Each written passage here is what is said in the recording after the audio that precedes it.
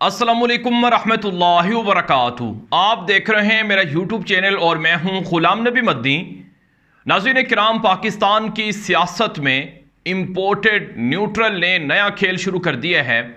पाकिस्तान के अंदर इमरान खान की बढ़ती हुई मकबूलियत से इम्पोर्टेड सरकार और उनको लाने वाले ताकतवर लोग बहुत परेशान हैं, खौफजदा हैं कि अगर इमरान खान वापस आ गए, अगर इमरान खान को दोबारा हुकूमत मिल गई, अगर पंजाब के अंदर 20 ज़िमनी इलेक्शन के अंदर इमरान खान को जीत मिल गई और इमरान खान की हुकूमत पंजाब के अंदर आ गई, तो फिर कैसे वो अपने जराइम को, अपनी साजिश को और अपनी गद्दारी को छुपाएंगे।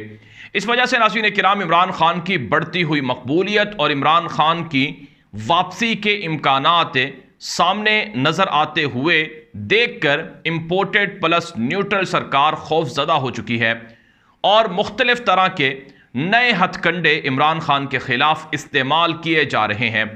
सबसे बढ़कर नाज़रीन किराम, जो इस वक्त इमरान खान के खिलाफ नई जंग में या नई साजिश में जो घनावने तरीके इस्तेमाल किए जा रहे हैं वो मुख्तलिफ तरह के हैं और मुख्तलिफ जिहाद से और मुख्तलिफ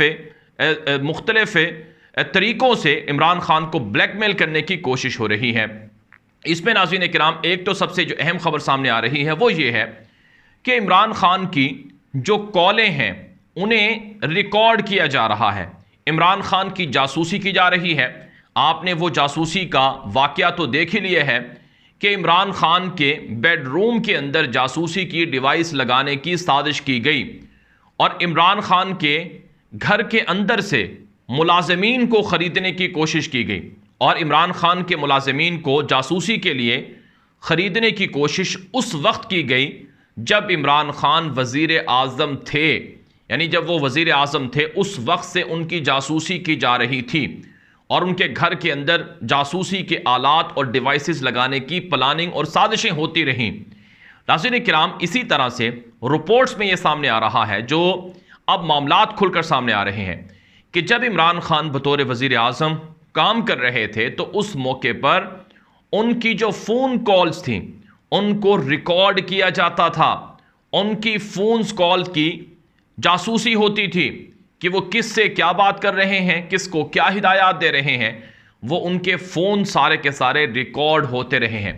हमने इस तरह का, यानी हुक्मरानों के फ़ोन कॉल का रिकॉर्ड होना, ये हमने यूरोप के अंदर सुना है।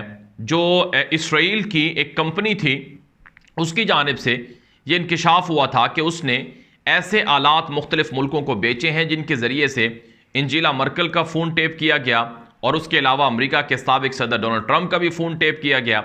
और भारत के अंदर हमने सुना कि मोदी ने अपने मुखालिफिन के, यानी जो सियासतदान सियासी मुखालिफिन हैं, उनके फ़ोन टेप करने के लिए इसराइली आलात को इस्तेमाल किया।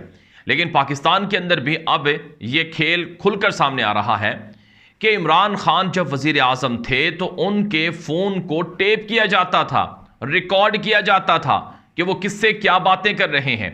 और हदफ क्या था कि जासूसी करने वालों को पता था कि हमें इमरान खान से ख़तरा है।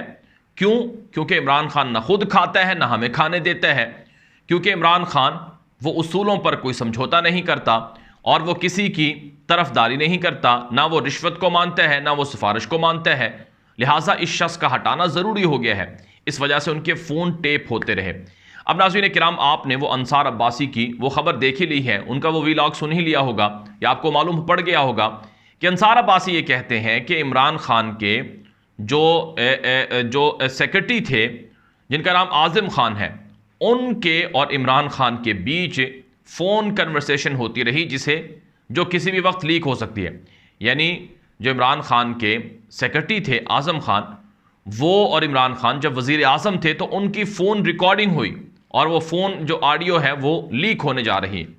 उसमें यह दावा किया जा रहा है कि इमरान खान अपने सेक्रेटरी को ये कहते हैं कि जो अमेरिका का साइफ़र आया है, जो अमेरिका का साजिशी ख़त और लेटर आया है, इस पर हमें खूब प्रोपेगेंडा करना है और इसको अपने सियासी मकसद के लिए इस्तेमाल करना है ताकि जो हमारे मुखालिफिन हैं उनका आईना बेनकाब हो जाए।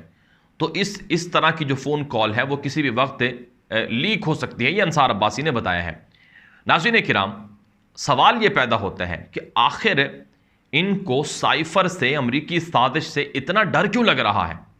आखिर ये बार बार, अभी आपने देखा कि पिछले 4-5 दिनों से ये तवातुर के साथ साइफर पर और अमरीकी साजिश पर बात हो रही है। ख्वाजा आसिफ भी कह चुके हैं कि इमरान खान ने डोनाल्ड लू से रब्ता किया है और माफ़ी मांगी है। जियो न्यूज़ खबर चला चुका है, झूठी खबर, कि इमरान खान ने अंडर सेक्रेटरी डोनाल्ड लू, जिसने धमकी में इस मरासला भेजा था, उससे रब्ता करके कहा है कि जो हुआ सो हुआ, माजी को भुलाकर अब एक होते हैं। और इसी तरह से मरियम नवाज और उनका हामी जो मीडिया सेल है, जिसे स्ट्रेटेजिक मीडिया सेल कहते हैं, उनकी जानब से सोशल मीडिया पर खूब प्रोपेगेंडा हो रहा है कि साइफर नहीं था, अमेरिका ने कोई साजिश नहीं की, इमरान खान तो खुद अमेरिका के कदमों में गिरा हुआ है, तलवे चाट रहा है। नाज़रीन किराम, दो बातें हैं, वो ये कि एक तो इनको ख़तरा लग गया है कि इमरान खान की मकबूलियत उरूज पर है, वो पंजाब का इलेक्शन जीत सकता है। जब पंजाब का इलेक्शन जीतेगा तो पंजाब में उसकी हुकूमत आ जाएगी, जब पंजाब में हुकूमत आ जाएगी तो वफाक में हुकूमत इनकी रहना मुश्किल हो जाएगी। तो अगर इमरान खान आ जाता है इक़्तिदार में तो फिर हालात बड़े गंभीर हो जाएंगे।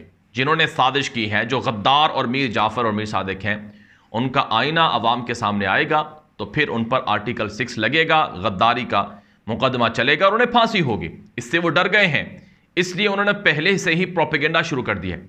दूसरा ये भी है कि जो सदर हैं डॉक्टर आरिफ अलवी, उनकी जानिब से ख़ास तौर पर हिदायत हैं कि जो चीफ जस्टिस ऑफ पाकिस्तान है, ख़त लिखा गया है कि इस पर जुडिशल कमीशन बनाए। तो जुडिशल कमीशन बन सकता है किसी भी वक्त, और जब वो बना तो फिर उसके अंदर गद्दारों को जो सज़ा मिलेगी उसे कोई नहीं बचा सकता है। तो एक तो ये वजह है कि इमरान खान वापस आ सकता है, उससे ये खौफज़दा है।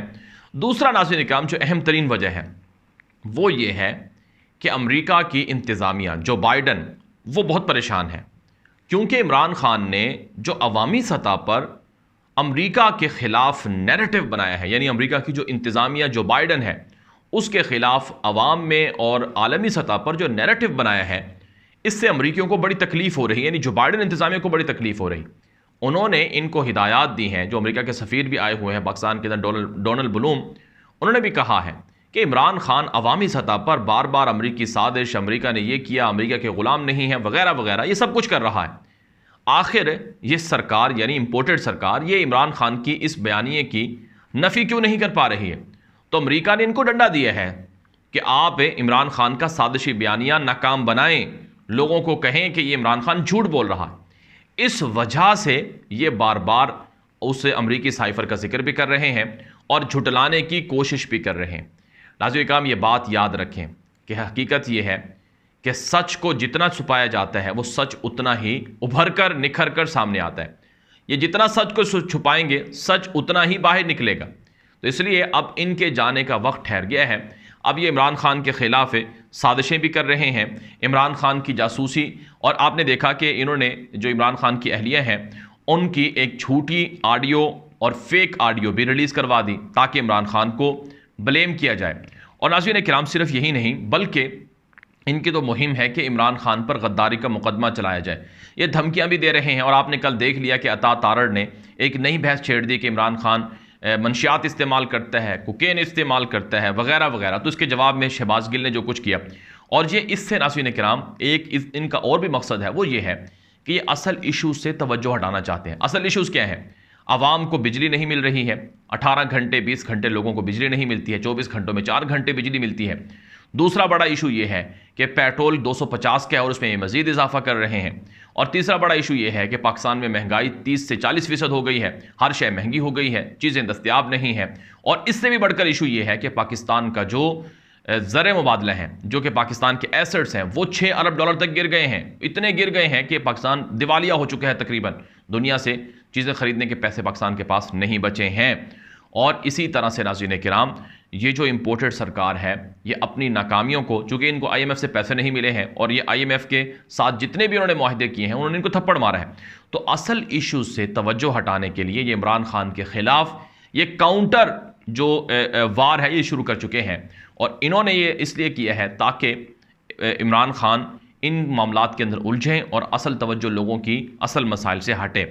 लेकिन आप जानते हैं कि अवाम सब जानती है, ये 90 का ज़माना नहीं है, 90 की दहाई नहीं है ये नाज़रीन किराम सोशल मीडिया का दौर है। छोटा छोटा बच्चा जानता है कि ऑडियो फेक है, छोटा छोटा बच्चा जानता है कि इमरान खान की जासूसी कौन करवा रहा है, फ़ोन कॉल्स किसने रिकॉर्ड करवाई हैं, क्यों की हैं, और कोई झूठी फ़ोन कॉलें कैसे डीप फेक टेक्नोलॉजी के ज़रिए से कैसे बनाता है।